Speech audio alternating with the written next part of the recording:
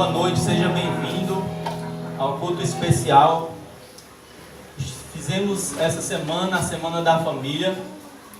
Esse domingo, ele encerra esse período da Semana da Família, mas ele não encerra o nosso propósito, não encerra o nosso trabalho. O trabalho que se inicia aqui, na realidade, é só um pontapé inicial.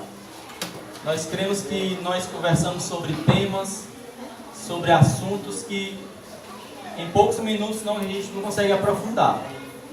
E outros que a gente consegue assimilar e aprofundar. Alguns ainda não conseguiram pôr em prática nas suas vidas. E isso é um exercício, onde a palavra de Deus vai enchendo o nosso coração e a nossa mente.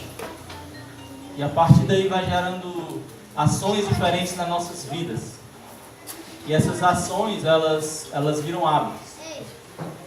Um certo pensador disse: plante conhecimento e colha ação. Plante ação e colha hábitos. Plante hábitos e colha caráter. E plante caráter e tenha um destino.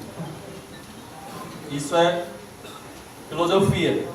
Mas o que o Senhor tem para a minha vida e para a sua vida é: a palavra de Deus enche as nossas mentes e corações.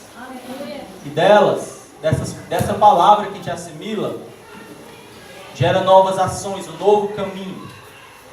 Caminhos novos na minha vida e na sua vida, na vida da sua família e da minha família. E esses novos hábitos se transformam também em um caráter, homens novos, novo nome. E a partir daí o Senhor te dá uma nova história. Amém? Eu queria convidar a igreja para abrir no texto de Salmo 127. A palavra de Deus diz no Salmo 127 assim: se o Senhor não edificar a casa, em vão trabalham os que a edificam. Se o Senhor não guardar a cidade, em vão vigia a sentinela. Inútil vos será levantar de madrugada, repousar tarde, comer o pão que penosamente granjeastes. Aos seus amados ele dá enquanto dormem. Herança do Senhor são os filhos, o fruto do ventre, o seu galardão. Como flechas na mão do guerreiro, assim os filhos da mocidade. Feliz o homem que enche deles a sua aljava. Não será envergonhado quando pleitear com os inimigos à porta.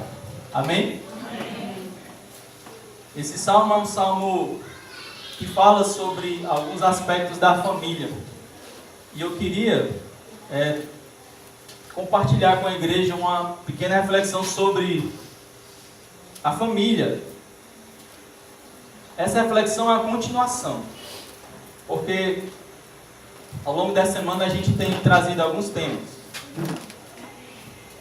O pastor Timóteo começou e falou sobre você levantar um salmo quando você encontrar uma dificuldade, e se você estiver junto lá com a sua família, se você estiver passando por alguma dificuldade, alguma barreira,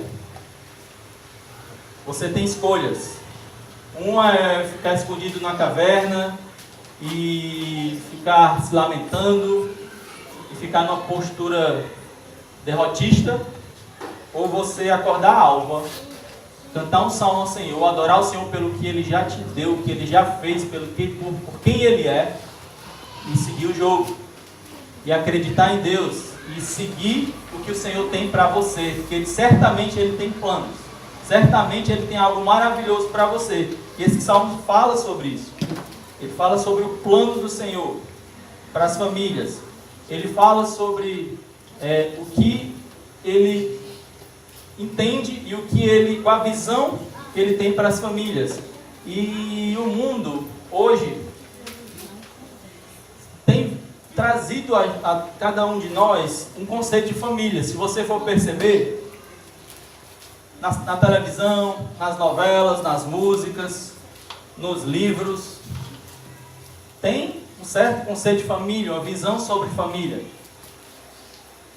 Na minha época, não tinha Enem, não tinha o 9º ano, e tinha uma disciplina, não sei se vocês pegaram essa época, o SPB. Moral e Cívica. E uma frase muito conhecida lá, quando ele explicava como surgiu a sociedade, é que a família é a célula máter da sociedade. Família é a célula máter da sociedade. Eu nem sabia, mas essa frase é de Rui Barbosa. Mas isso é um conceito que a gente entende nos livros, né? Mater, né? Termo latim que significa aquele que desempenha o papel de mãe, aquele que gerou. Então, se você for perceber realmente, antes de existir o Estado, antes de existir o país, antes de existir uma sociedade, primeiro existe a família. E a família é aquela célula que é dela que é composta a sociedade, que é composta a sociedade. Família, nesse conceito e a visão da Terra, é a célula máter da sociedade. Mas eu te pergunto, qual é a visão de Deus sobre a família? Qual é a visão de Deus sobre esse projeto chamado família? Qual é a visão de Deus acerca do marido? Qual a visão de Deus acerca do papel do marido e da esposa? Qual a visão de Deus acerca do papel do filho? Qual a visão de Deus acerca do papel do homem e da mulher? A Bíblia, ela dá essa visão. E nós precisamos entender essa visão. E a dona Nalinda falou muito bem, na quarta-feira, sobre o fato de nós estarmos em um barco. E ela colocou aqui essa imagem. Um barco. E a nossa família navega nesse barco. E existem ventos contrários que podem querer derrubar esse barco. E isso tem acontecido nas nossas famílias. Isso tem acontecido no nosso dia a dia. Isso tem acontecido e essa é uma preocupação. A gente comentou ontem, antes de ontem, no evento de casais, que dia 15 de maio dessa semana, todo dia 15 de maio, é comemorado o Dia Internacional da Família. E esse dia não é um dia que foi estabelecido como comemoração, exatamente. Foi um dia que foi estabelecido por uma preocupação. Os chefes das nações estabeleceram em uma reunião na ONU, preocupados com os desafios da família. E o que tem levado a essa célula, né, tão importante, que tem tentado destruir essa célula. E a dona Linda trouxe quarta-feira essa metáfora do barco e falou para mim e para você, qual é o vento contrário que tem tentado desestabilizar o teu barco e tendo o seu barco com a sua família?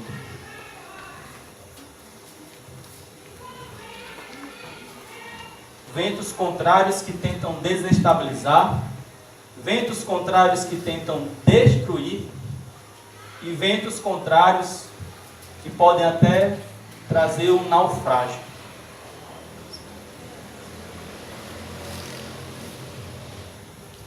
Um dia desses, apareceu a notícia de um conjunto de pescadores que saíram para pescar em Camusim e desapareceram durante vários dias. Quem viu? Não sei o que aconteceu, qual foi o problema, mas eles desapareceram e muitos estavam preocupados e depois de vários dias eles apareceram, graças a Deus. Bem longe, né, gente? Bem longe. Ventos contrários os levaram para bem longe. Mas graças a Deus não naufragou. Eles não naufragaram. Trava a língua, né?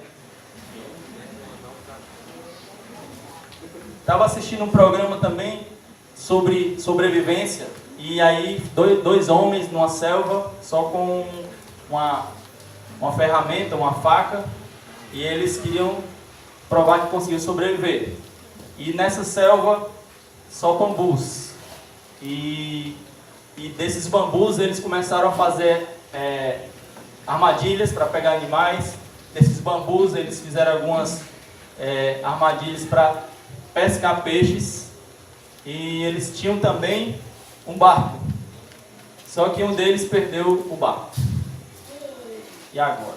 Aí eles pegaram uma armadilha daquelas de bambu, desfizeram ela e tentaram fazer um barco de bambu. E o objetivo daquele barco era simplesmente flutuar, para que eles conseguissem sair daquele lugar no último dia. E no último dia eles tentaram sair daquele lugar, naquele barco, feito de bambu.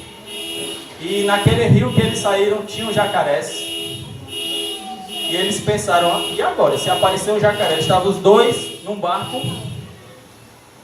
sem um devido estrutura. Ele disse, rapaz, se aparecer um jacaré agora, o que a gente faz?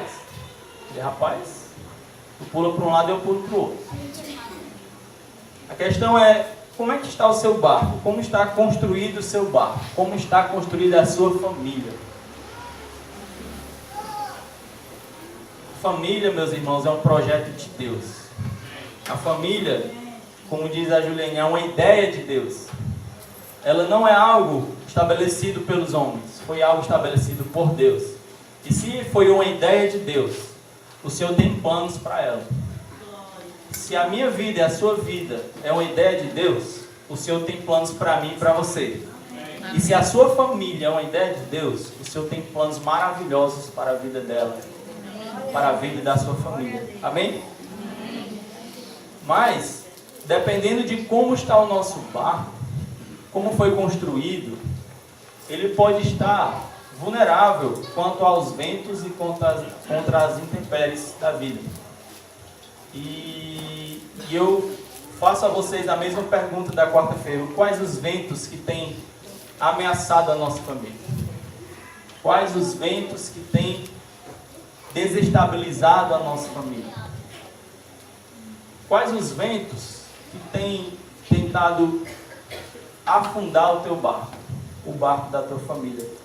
Existem ventos que podem apenas abalar as estruturas, ventos que podem trazer alguns problemas no barco, desestabilizar, mas existem outros ventos que podem destruir o teu barco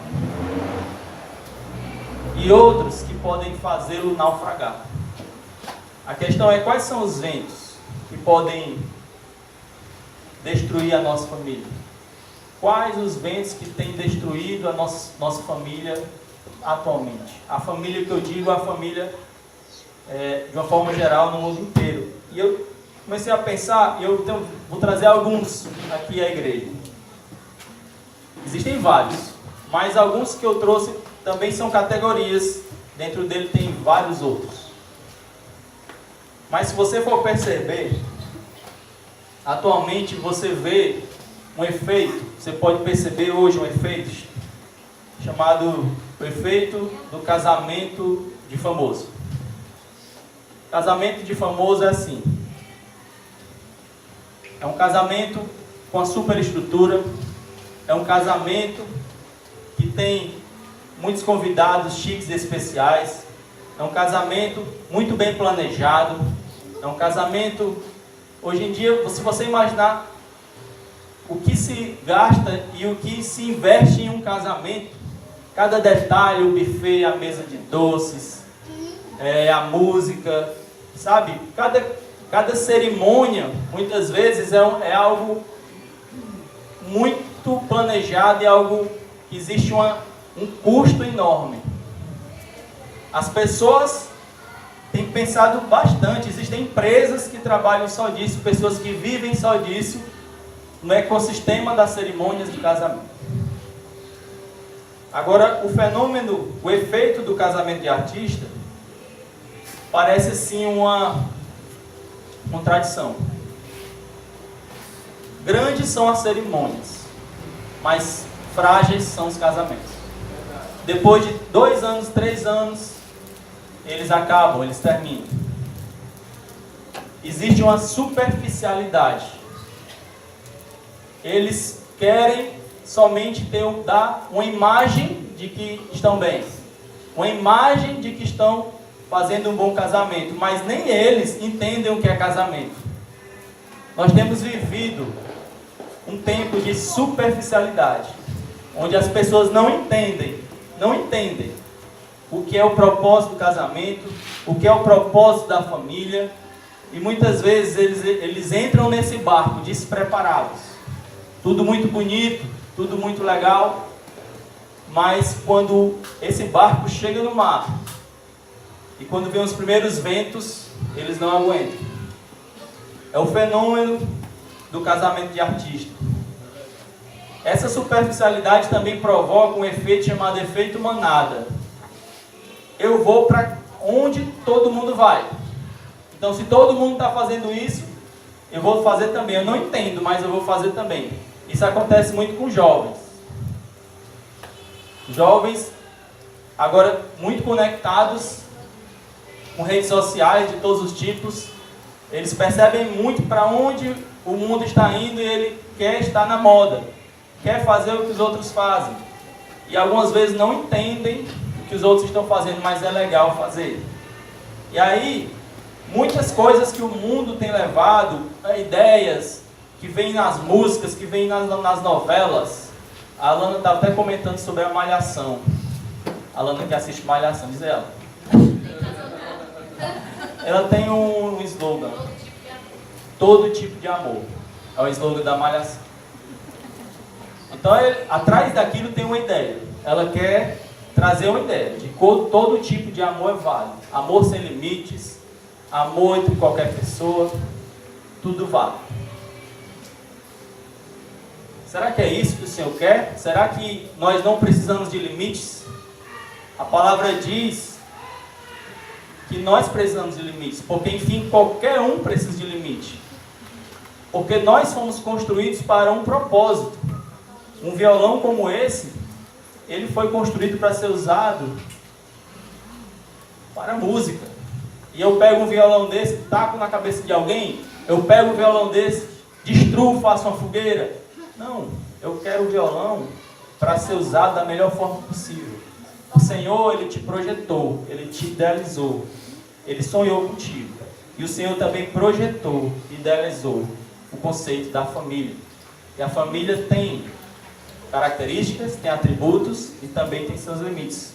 E a gente precisa conhecê-la. Se a gente ficar nessa posição superficial, não entender o que Deus acha das famílias, o que Deus quer para as famílias, a gente vai acabar sendo levado pelo efeito manada, a gente vai acabar sendo levado pela mídia e pelos efeitos e as consequências da nossa superficialidade.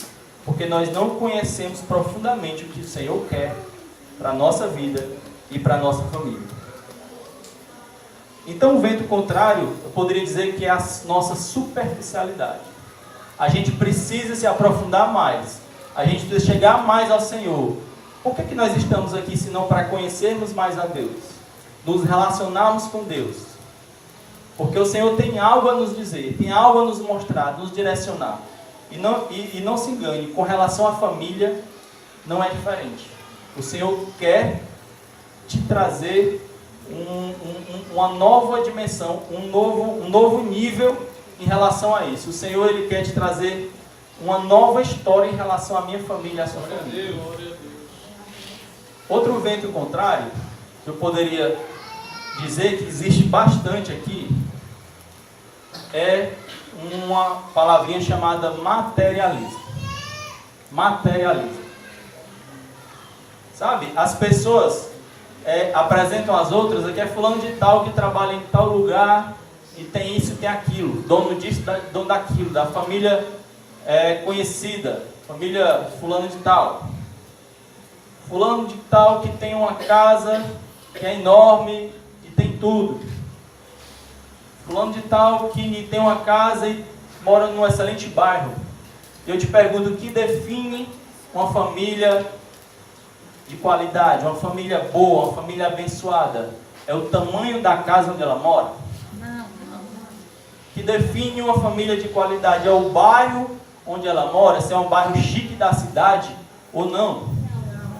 É na cidade que é mais conhecida daquele país, somente as famílias do Rio de Janeiro, da cidade maravilhosa, são as famílias mais felizes e as famílias do Nordeste não são? Biblicamente, o que define uma família não é o tamanho da casa, não é o lugar onde ela está, mas é se ela pode ser chamada de lar para você. Se nela contém amor, se nela contém respeito, se nela contém gratidão ao Senhor, se nela está o Senhor, se ela foi construída em um fundamento, na rocha que é Cristo. Glória a Deus. Esse é o conceito de família abençoada. Glória a Deus. Esse é o conceito de boa família. A questão é que, nesse mundo materialista, é melhor a mulher que casa com aquele cara que é bem de vida, né?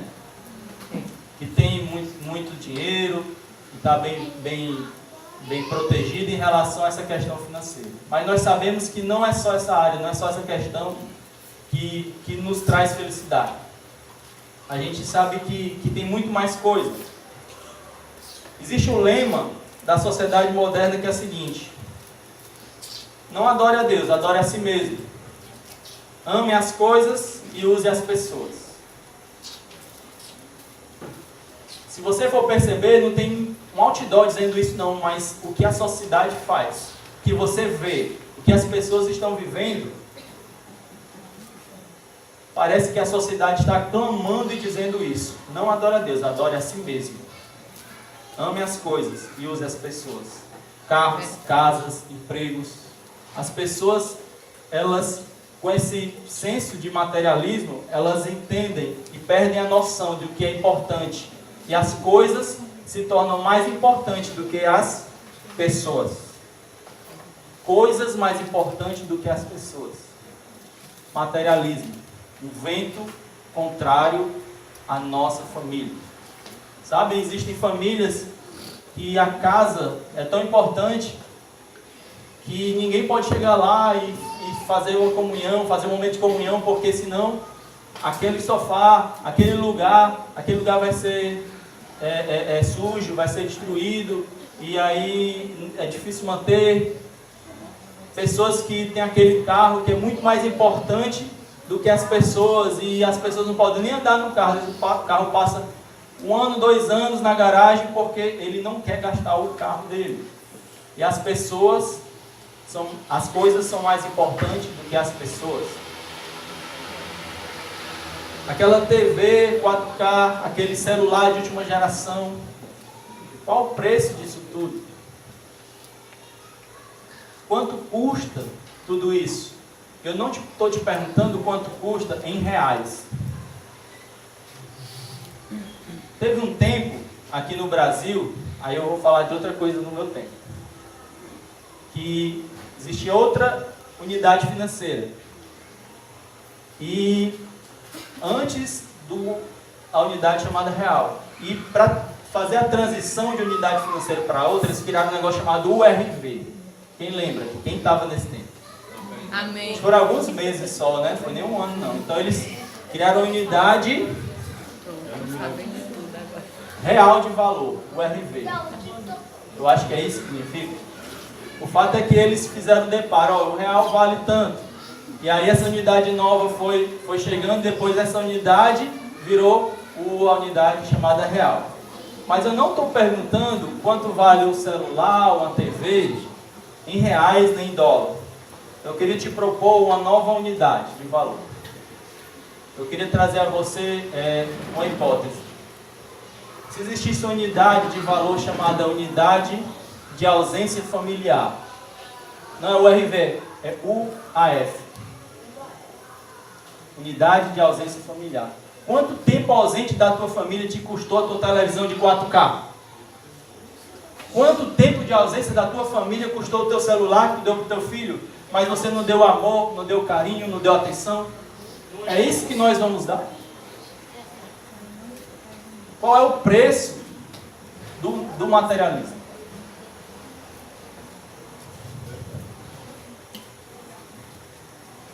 Se você for abrir em Mateus 6, 25 e 34.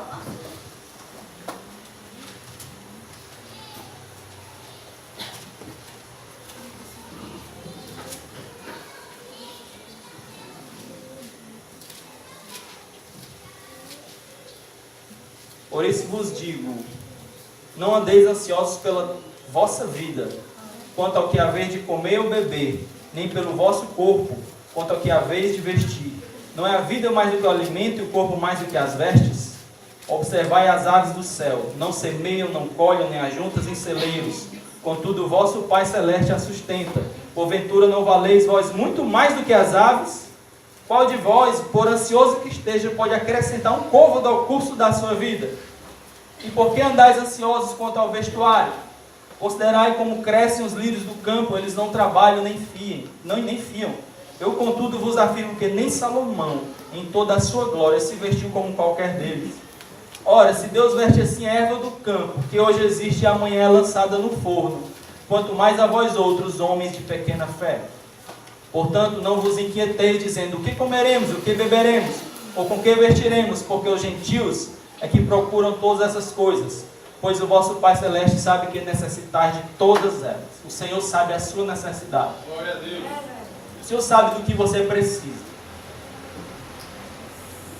Aí vem um clássico versículo que diz, buscai, pois, em primeiro lugar o seu reino e a sua justiça, e todas estas coisas vos serão acrescentadas.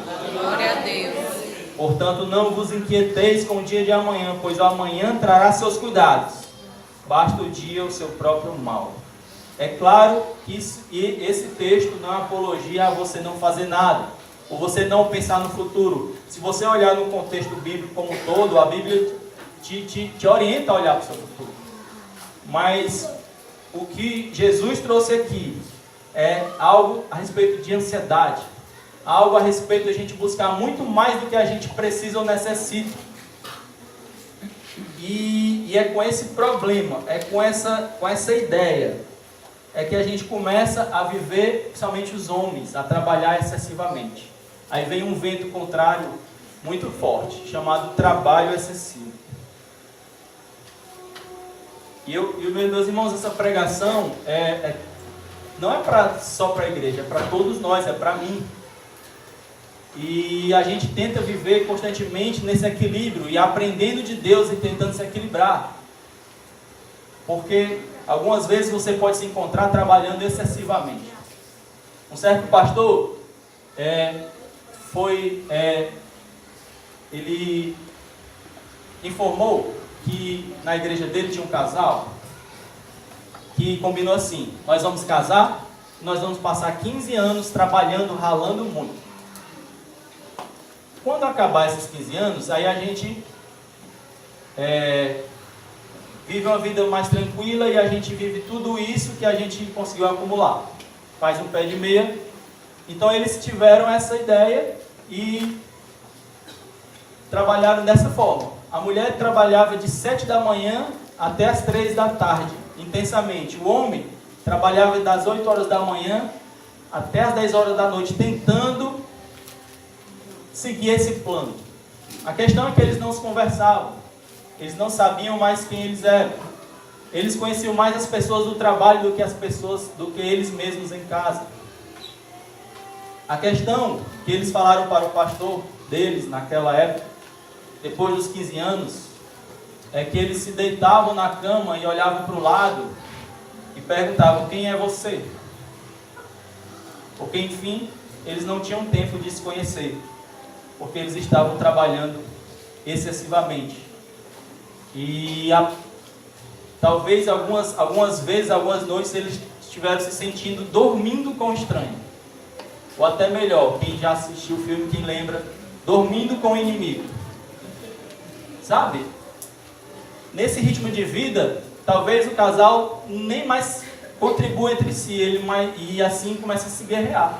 Porque eles nem se conhecem, aí começa uma briga, e aí o importante é ganhar esse dinheiro, é o materialismo, e o casamento vai sendo destruído, até esse barco afundar.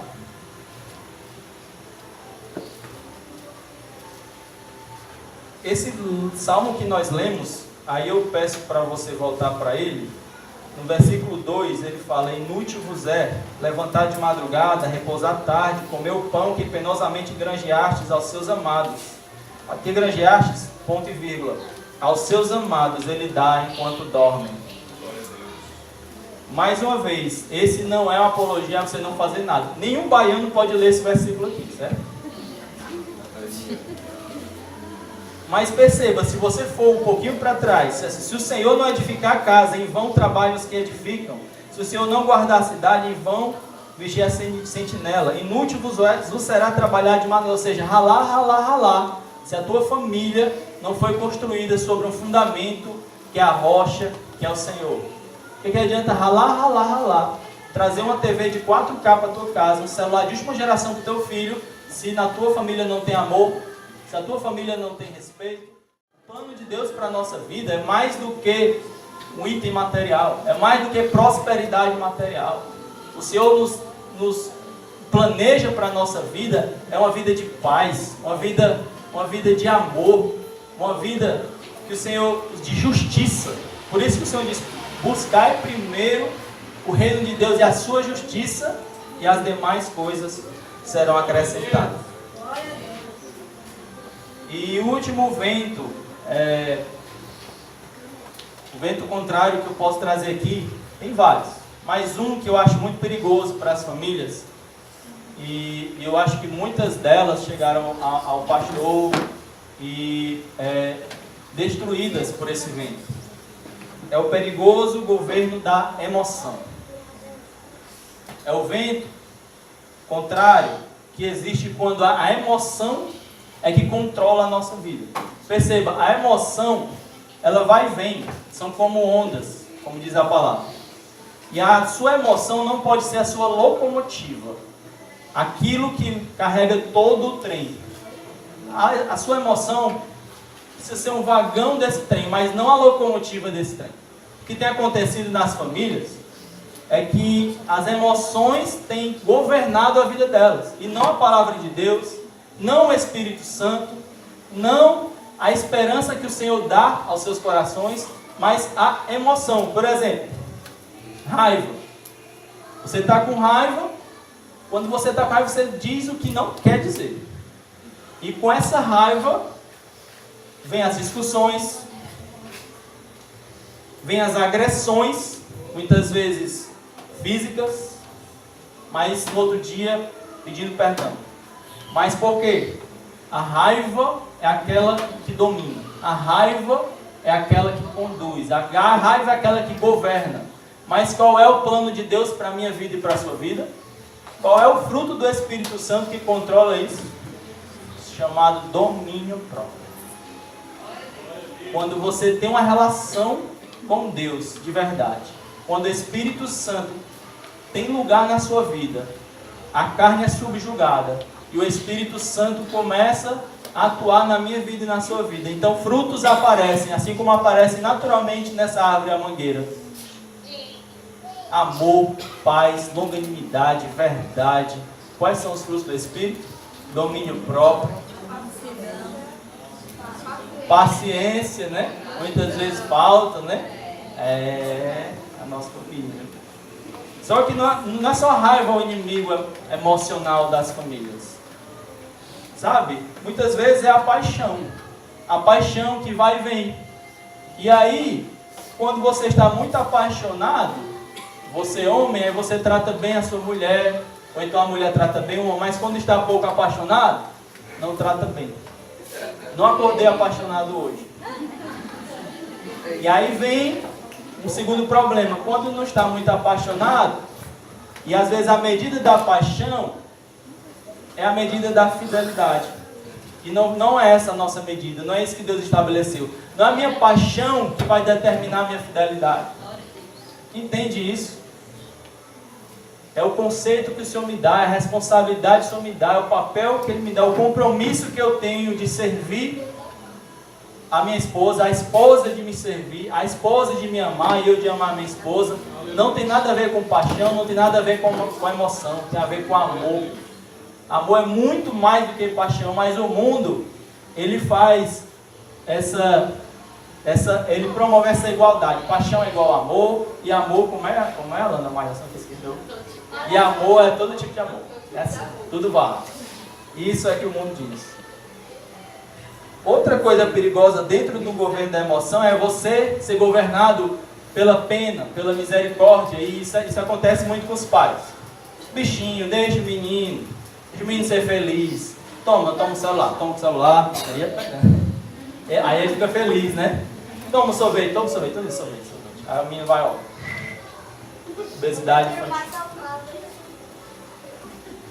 Essa ideia é perigosa, porque a felicidade ela é relativa e também está em função do tempo.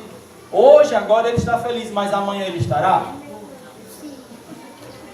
Aí como a irmã falou, quem não chora...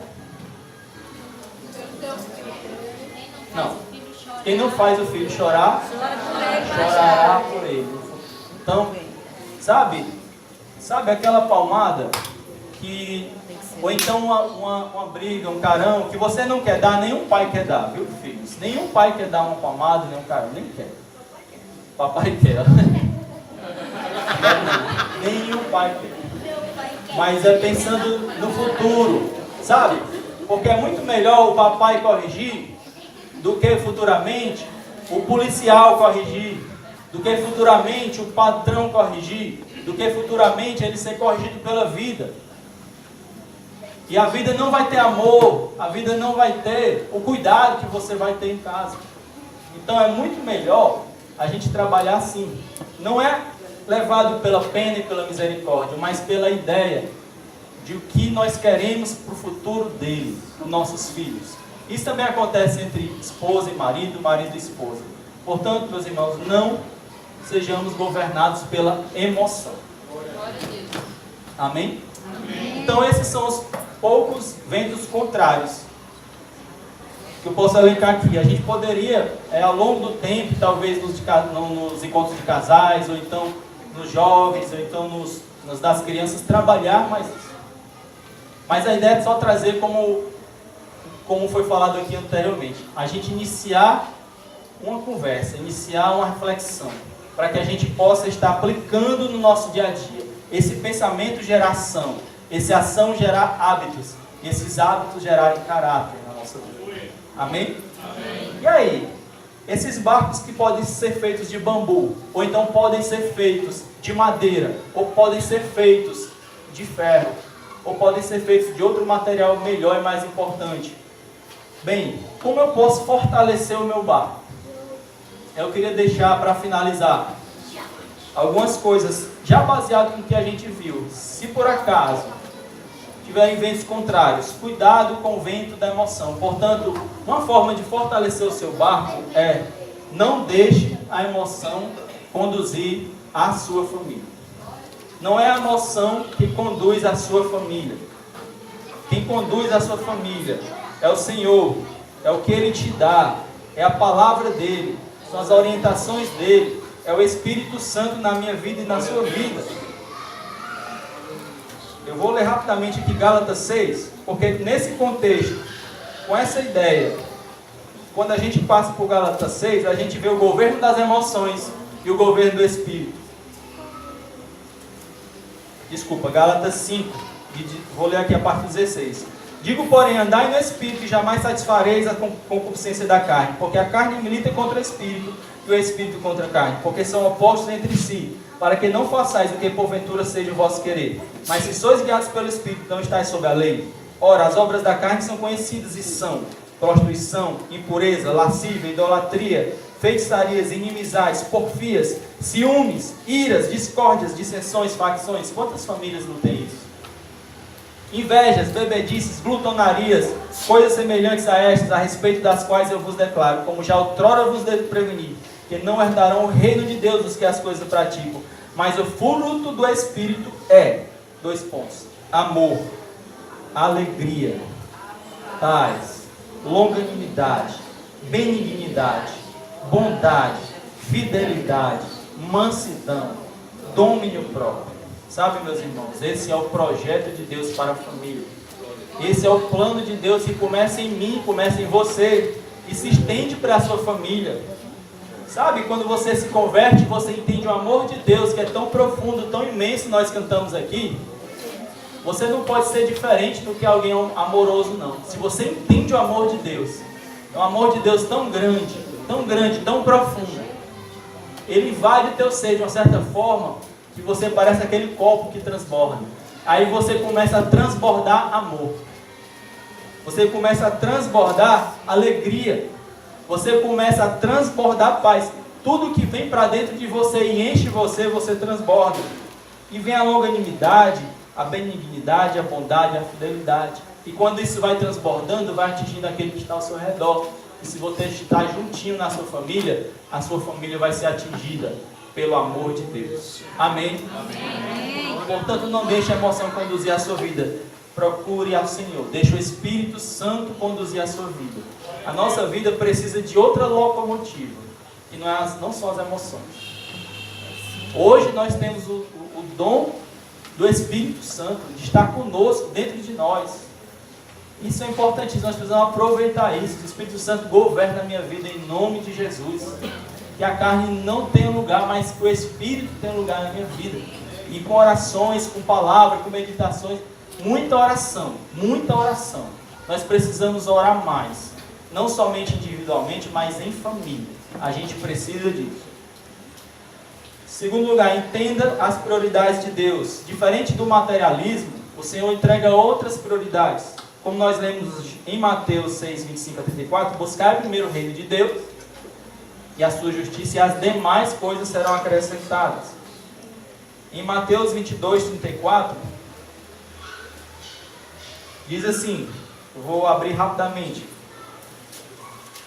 Mateus 22, é conhecido, 34 a 40, fala sobre o grande mandamento.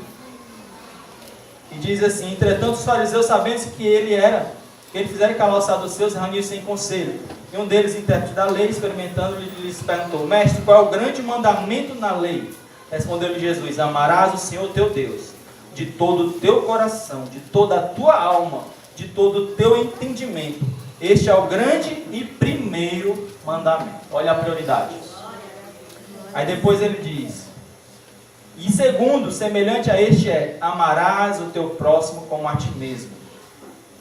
Destes dois mandamentos dependem toda a lei e os profetas. Entende isso? É o Senhor nos dando noção de ordem e prioridade. Diferente do mundo que diz: não adore a Deus, adore a si mesmo. Ame as pessoas e ame as coisas e use as pessoas. O Senhor nos ensina: adore a Deus, ame as pessoas. E as coisas, você usa, obviamente. Mas as pessoas, você ama. E principalmente, adore a Deus sobre todas as coisas. Então existe uma ordem: Deus, família, igreja, amigos, e depois as coisas. Entende?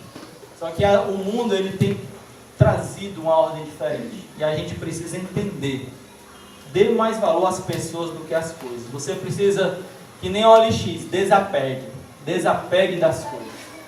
Desapegue daqueles itens que são coisas. E se apegue às pessoas. Ame as pessoas. Ah, mas se eu não tenho esse amor no coração, mas busque em Deus. Primeiro ame a Deus acima de todas as coisas. E Ele te fará te transbordar em amor. Porque a Bíblia fala que rios fluirão do nosso interior. E esses rios são rios de água viva. Vai ser muito amor, muita paz, muita bondade, muita longanimidade. Algo vai acontecer na sua vida quando você realmente estiver perto desse rio. Amém? Amém. Para fortalecer o barco, você precisa ser responsável com aquilo que Deus te deu. Ao homem e à mulher que estavam originalmente no jardim, o Senhor deu aquele jardim e disse duas coisas. Foi o que Ele disse em Gênesis 2,15. Disse para cultivar e guardar. Cultivar e guardar. Responsabilidades. Cada um que tem a sua vida. Esposa, cultive o amor do marido. Guarde o seu marido. Marido, cultive o amor da sua mulher. Guarde a sua mulher.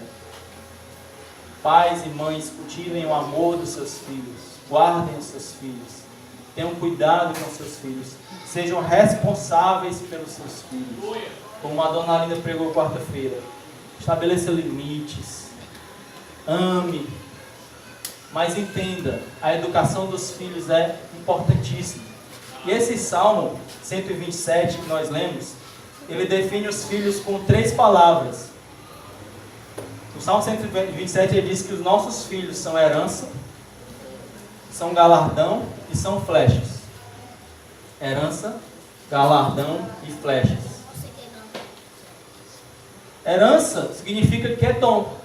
Sabe, herança, quando você recebe uma herança, você não trabalhou por ela, você recebeu. Então o Senhor te deu filhos, é uma herança do Senhor. Mas uma vez recebida, você precisa ser responsável com aquilo que você recebeu. Diferente do filho pródigo, que disse, Senhor Deus, disse, Pai, me dá a minha herança, e saiu e gastou. Você deve ser responsável com a sua herança. Os filhos são suas heranças. Sejam responsáveis por eles. Saibam conduzir essa herança que Deus te deu. Amém? Amém. Também chama de galardão, a recompensa, uma felicidade. Filhos são a felicidade. E também chama também de flecha. Flecha na mão do guerreiro são seus filhos. Eu queria agora, por gentileza, pedir à igreja para ficar de pé. Existe Naquela época, as flechas eram um dos instrumentos de batalha mais importantes. Existia a flecha que desempenhava um papel importante na guerra. A flecha era um instrumento que poderia definir uma guerra. E nesse salmo ele fala sobre os filhos como flechas. Sabe, nós estamos em uma guerra contra o mundo. Nós estamos em uma guerra também espiritual. E o que a gente gera em família, o que a gente trabalha na nossa família, a gente vai estar trabalhando a favor ou contra a isso. Nós estamos guerreando contra o mal ou a favor do mal. Saiba que quando você educa o seu filho, quando você cria o seu filho, ele será a sua flecha contra as coisas do mundo. Ele será a sua flecha contra essa situação que o mundo está vivendo. Porque você está preparando o seu filho para o mundo e está definindo o reino de Deus e fazendo ampliar o reino de Deus no mundo através da sua família. Você está criando bem o seu filho para que ele possa combater o mal onde ele esteja, para que ele possa ser flecha contra o mal. A palavra de Deus fala em 2 Reis 13, de 14 a 19, sobre a história de Eliseu e Jeoás. Jeoás era um rei e Eliseu o profeta. Quando Jeoás estava em guerra e tinha um grande inimigo, ele foi até Eliseu para pedir ajuda. E Eliseu era profeta. Eliseu estava quase morrendo. E Eliseu fez uma profecia, deu uma profecia para aquele homem, para aquele rei. Ele deu a chave da vitória para aquele rei. Eliseu quase morrendo. Chegou para aquele rei e disse, olha, pega uma flecha. E aí ele pegou uma flecha, aquele rei estava armado. Abra essa janela, que aponta para o lugar do inimigo. E atire uma flecha bem alta. E aquele rei, com muita fé, fez o que aquele profeta falou, e atirou a flecha. E o profeta disse, essa é a flecha da vitória. Essa é a flecha que vai trazer a tua vitória contra o teu inimigo. E hoje eu te digo, Pai, o teu filho é a flecha da tua vitória. Glória a Deus. É a flecha que vai te trazer a vitória contra o mal que existe no mundo. Nós precisamos preparar os nossos filhos contra o mal, porque nós estamos nessa batalha, mas eles precisam estar preparados para ela também. E eles são as nossas flechas. Quando nós perdermos o nosso vigor, eles estarão em alto vigor. Eles serão as nossas flechas. Eles serão aqueles que estarão no mundo e estarão guerreando no mundo. Nós estamos passando para ele o quê? Qual o legado que nós estamos deixando para os nossos filhos, nós pais? E ele ainda disse, olha, atire flechas no chão. E aquele rei atirou somente 3 flechas. E aquele profeta ficou com raiva daquele rei. Falta de fé, meu irmão, está cheio de flecha aqui. Podia ter atirado 6 flechas, só 3. Pois só ia ter 3 vitórias. Mas essas 3 flechas que ele atirou, meus irmãos, foram 3 vitórias daquele rei.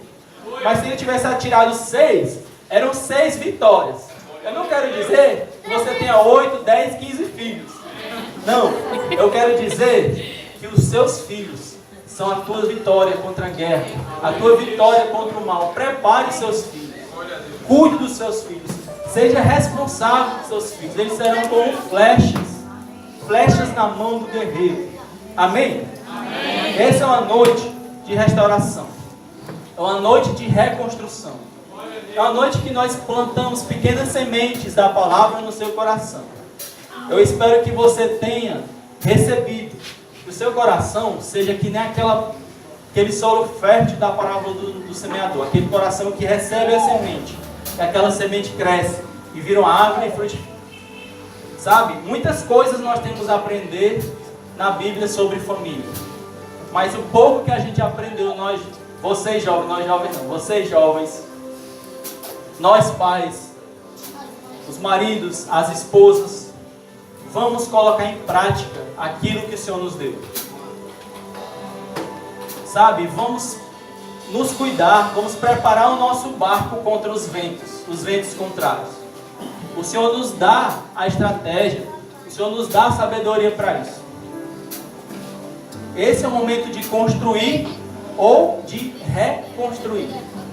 Mas, ao construir ou reconstruir a sua família, que você possa entender que Deus é o fundamento. Deus é o fundamento. Feche os olhos e comece a refletir sobre como você tem desempenhado o seu papel na sua família. E como o Senhor gostaria que você tivesse desempenhado.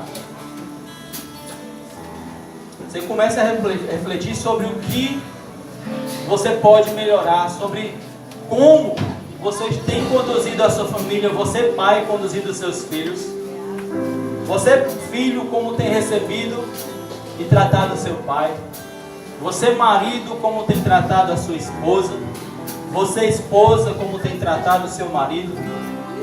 Será que você tem deixado conduzir a sua vida e a sua família pelas emoções? Será que na sua família ela tem absorvido essa ideia materialista do mundo? Será que a gente está correndo para ter uma casa melhor, um carro melhor e deixando descoberta a nossa família? Ou então, deixando de desempenhar o papel que o Senhor te deu, que dentre todos esses papéis, é o papel mais importante. É o papel de lidar com pessoas e não com coisas. Essa é noite de restauração, é noite de reconstrução. E se você for construir, que você construa sobre a rocha, sobre o fundamento.